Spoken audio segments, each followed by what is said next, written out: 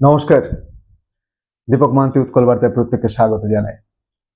আজকে একটা বিশেষ পারপাসে ভিডিওটা করা এবং আশা করছি প্রত্যেকের মনে হয় ভিডিওটা ভালো লাগবে। রাজনৈতিক কচকচানির মাঝে এই ভিডিওটা করছি। আসলে গত সপ্তাহে ভানুচন্দ্র রেড্ডি বলে ব্যাঙ্গালোরে একজন সফটওয়্যার ইঞ্জিনিয়ার আত্মহত্যা করেছে। আত্মহত্যা অনেকে করছে ভারতবর্ষে, সেটা বড় একটা বিরাট ইস্যু নয়। তার স্ত্রীও আত্মহত্যা করেন। কেন করেন সেটাই হচ্ছে বড় ইস্যু। ভানুচন্দ্র রেড্ডি বয়স বেশি নয়, তিনি সফটওয়্যার ইঞ্জিনিয়ার ছিলেন। হঠাৎ করে তার চাকরি চলে যায় এবং দীর্ঘ বেশ কয়েক বছর তিনি চাকরি করেছেন আমেরিকাতে এবং ভারতবর্ষের বিভিন্ন জায়গাতে। মাল্টিন্যাশনাল কোম্পানিতে ছিলেন, গাড়ি বাড়ি ফ্ল্যাট সবকিছু করে নিয়েছেন, প্রচুর টাকা রোজগার করেছেন এবং আমরা শুনছি যে আমেরিকাতেও তিনি বাড়ি করে ফেলেছিলেন, এতটা টাকা রোজগার করেছেন সে সময়। তো তিনি প্রায় 3-3.5 মাস চাকরি তার ছিল না। তার অভিযোগ যে এআই তার চাকরি কেড়ে নিয়েছে এবং তিনি ডিপ্রেশনে ভুগছিলেন। তার স্ত্রী অফিস থেকে এসে দেখে যে হাজব্যান্ড আত্মহত্যা করেছে বাড়ির মধ্যে। সেই দেখে তার স্ত্রীও ছাদের উপরে যেয়ে মাল্টি স্টোরের বিল্ডিং, সেখান থেকে লাফ মারে এবং সেও সুইসাইড করে। বেশি দিন না, 2.5-3 বছর তার স্ত্রী বা তার সাথে থাকতেন তিনি। তার স্ত্রীও একটা মাল্টিন্যাশনাল কোম্পানিতে চাকরি করেন। আমার বক্তব্য ভানুচন্দ্র রেড্ডি কেন আত্মহত্যা করেছেন সেটা নিয়ে। দেখেন, গত সপ্তাহের শেষ দিকে ওরাকেল আপনারা অনেক শুনে থাকবেন, যারা ইঞ্জিনিয়ার তারা আরো ভালো জানবেন। ওরাকেল বলে একটা কোম্পানি প্রায় 30,000 ছেলে মেয়েকে একসাথে এক রাত্রে চাকরি নট করে দিয়েছে। 30,000, ভাবতে পারছেন? তারা সেও কারণ কিছু দর্শায়নি, খালি একটা করে ইমেল পাঠিয়ে দিয়েছে যে কাল থেকে আপনারা দরকার নেই চাকরিতে, থ্যাংক ইউ, এতদিন যে সার্ভিস দিয়েছেন তার জন্য ধন্যবাদ। ভাবতে পারছেন আপনি? কারো ছেলে মেয়ে 9, 10, 11, 12 পড়ছে, কারো মেয়ে বড় হয়ে গেছে, বিয়ে দিতে হবে, কেউ মিডিল এজে জাস্ট রয়েছে, সেখান থেকে সে আরো নতুন কোনো চিন্তা ভাবনা করে রেখেছে কোথায় যাবে তারা, কি হবে তাদের, কি অথই চলে পড়েছে। সে চোখে আঙুল দিয়ে দেখিয়ে দিচ্ছে যে আমরা এই মুহূর্তে কোথায় দাঁড়িয়ে রয়েছি। দ্বিতীয় বিশ্বের দেশ আমরা, ভারতবর্ষে বিশেষ করে, কোথায় আমরা আছি এখন। শিক্ষাগত দৈন্যতাই হয়তো আমাদেরকে আরো বেশি প্রকট করে ফেলছে এইসব জিনিসে। ভাববেন যে না না, চাকরিটা পেলো তাহলে শিক্ষাগত দৈন্যতা বলবেন কেন? ইয়াস, আমরা আপডেট হতে পারছি না। প্রত্যেকটা কোম্পানি চায় ছেলে মেয়ে আপডেট হোক এবং সে তার স্কিল্ড কোম্পানিকে দেখ। এখন আর ওই নেই যে আপনি মাধ্যমিকে কত পার্সেন্ট নাম্বার পেয়েছেন, কি হায়ার সেকেন্ডারিতে কত পার্সেন্ট নাম্বার পেয়েছেন, কেউ আপনাকে জিজ্ঞেসও করে না। এখন ইন্টারভিউগুলোতে যারা যায় তারা কেউ জিজ্ঞেসও করে না যে আপনি কত পার্সেন্টেজ পেয়েছেন। আপনার স্কিল কি আছে, আলটিমেটলি আপনার ক্রিয়েটিভিটি কতটা, আপনি কোম্পানিকে দিতে কি পারবেন। দেখেন, আমি দীর্ঘ কয়েক বছর কাজ করেছি মাল্টিন্যাশনাল কোম্পানিতে। আমি জানি কি অবস্থা যায়। মাসের শেষে আমি কি প্রোডাক্টিভিটি কতটা দিলাম কোম্পানিকে, সেটাই ম্যাটার করে। আমার মনে পড়ে না কখনো, বেশ কয়েকটা কোম্পানি ছেড়েছি আমি, আমার মনে পড়ে না কখনো কোনো কোম্পানি আমার এই মাধ্যমিকের মার্কশিট আর এডমিট দেখতে চেয়েছে বা গ্র্যাজুয়েশনের মার্কশিট দেখতে চেয়েছে না। HR একটা করে এই কপি নিত, জেরক্স কপি, ব্যাস, আর কিচ্ছু না। আমার বায়োডাটাটায় সাইন করতাম, ওটাই ছিল শেষ। ফলে এগুলো এখন তো আর ম্যাটারই করে না। আমাদের সময় যদিও করতে, এখন তো ম্যাটারই করে না। কিন্তু এখনো আমরা সেটাই চালিয়ে যাচ্ছি। আমরা এখনো ছেলে মেয়েদেরকে সেটাই শেখাচ্ছি, মাধ্যমিকে একটু বেশি নাম্বার পেতে হবে, হায়ার সেকেন্ডারিতে বেশি নাম্বার পেতে হবে, গ্রাজুয়েশনে এই করতে হবে সেই করতে হবে। আমরা স্কিল বেস শেখাচ্ছি না। শিক্ষার এটা মধ্যবিত্ত মানসিকতার ফল আমাদের হয়তো। কিন্তু আরেকটা পার্টে আমি বলতে চাইছি যেটা, যে এই যাদের চাকরি গেল আর কি, তাদের 2-1জনকে আমি চিনি আর কি,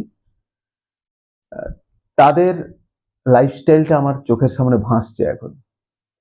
তাদের বাড়ির মানুষ কোন কোন সময় দেখা হলে, আমার ছেলে এত বড় কোম্পানিতে চাকরি করে, আমার ছেলে এত টাকা পায়, মাসের শেষে এই গাড়ি কিনেছে, এই BMW কিনেছে একটা, এই কিনেছে, এই নিউ টাউনে একটা ফ্ল্যাট আছে, কি সল্টলেকে একটা বাড়ি করেছে, আমেরিকাতে অমুক জায়গায় থাকে, এইসব বিভিন্ন রকম গল্প তার বাবা মা শোনাতেন, তার আত্মীয় স্বজনকে বিশেষ করে শোনাতেন, বাইরের তো কেউ শুনবে না, এবং গর্ব করতেন আর কি, গর্ব করারই বিষয়।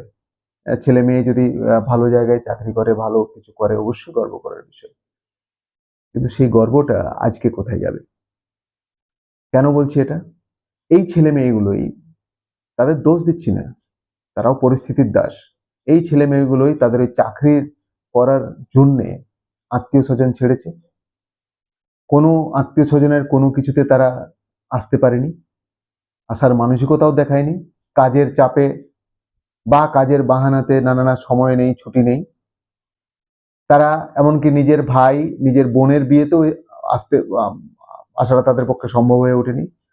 এমনকি দু একজন তো জানি আমি বাবা মায়ের শেষকৃত্যতেও আসে না। কোম্পানিতে চাকরি করছে, বড় চাকরি করছে। এই যে অবস্থা গেছে এখন, তারা সমাজবিহীন, সংসারবিহীন, তারা মানুষবিহীন, তারা আত্মীয় স্বজনবিহীন। আমরা তাদেরকে শিক্ষা দিয়েছি, তাদের দোষ নেই, এটা আমরা গার্জেনরা শিক্ষা দিয়েছি। এটা উদাহরণ দিই আপনাদের।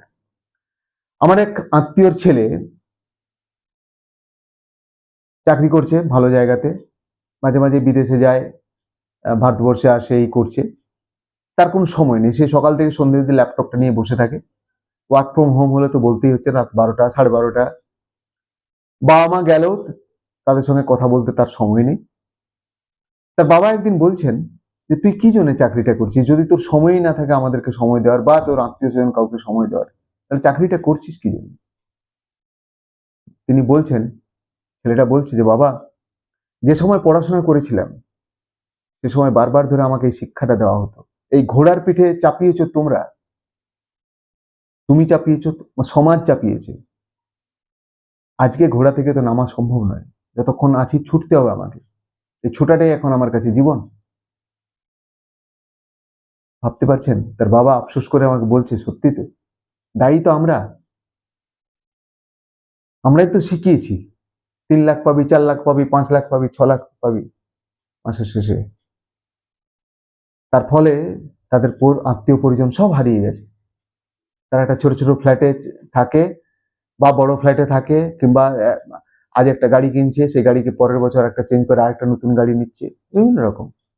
ছেলে মেয়েদের বিয়েও হয়তো বিরাট বৈভব করে দেবে। আমি সেটা বলছি না, তারা পরিস্থিতির দাস। আমি বলছি আমাদের শিক্ষা ব্যবস্থার গলদ, আমাদের মানসিকতার গলদ। কেন আমরা শিক্ষা দিচ্ছি না যে সবকিছু নিয়ে বাঁচ?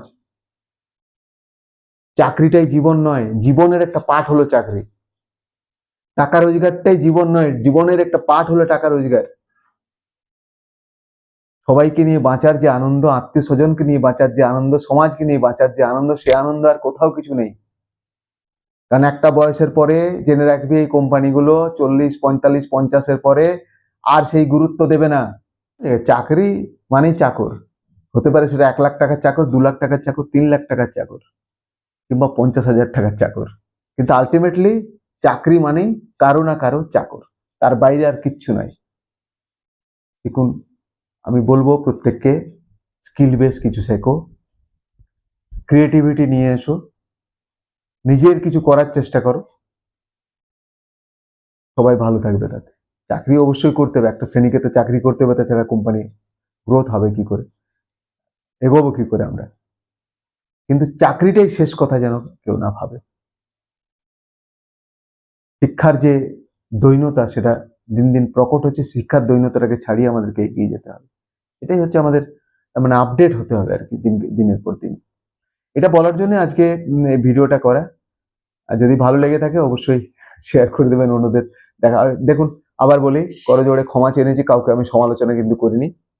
আমি এতদিনের আমার এই মানে বিভিন্ন জায়গায় ঘুরে টুরে বিভিন্ন মানুষের সাথে কথা বলে, আমি আসলে দীর্ঘদিন এই কোম্পানিতে চাকরি করে দেখেছি। তো যখন এই মানুষজন বলেন, শুনি যখন কোনো গ্রামে গেলে আমার ছেলে অমুক জায়গা আছে, এই চাকরি শুনি, হ্যাঁ হ্যাঁ করি, উত্তর দেওয়ার চেষ্টা করি না খুব একটা, কারণ আমি জানি কি অবস্থায় তারা আছে, কেমন অবস্থায় তারা আছে, কি অবস্থায় তারা চাকরি করছে, আমি জানি খুব ভালো করে।